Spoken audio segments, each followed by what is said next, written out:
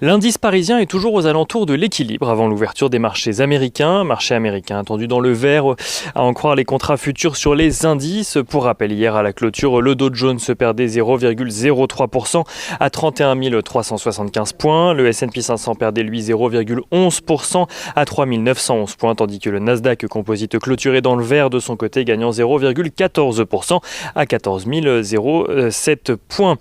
La tendance à Wall Street qui devrait être influencée par les chiffres de l'inflation aujourd'hui, dont les Américains attendent depuis plusieurs jours une augmentation. Inflation dont ils attendront très certainement également un commentaire de la part de Jérôme Powell qui doit s'exprimer ce soir lors d'un événement économique. Les marchés qui redoutent une réaction trop forte de la Fed si l'inflation venait à remonter trop brusquement à son goût. En matière d'inflation toujours, on notera que les prix à la consommation progressent de leur côté en Allemagne et témoignent d'une inflation qui repasse dans le vert en janvier. Celle-ci s'élève à 1,6% en rythme annuel, se rapprochant ainsi de l'objectif de la BCE d'un niveau proche de 2%. En Chine, l'inflation recule de 0,3% de son côté à cause notamment des mesures de restriction en lien avec la crise de coronavirus. Du côté des valeurs à suivre à Wall Street, on notera que Twitter fait part d'un chiffre d'affaires et d'un bénéfice trimestriel supérieur aux attentes.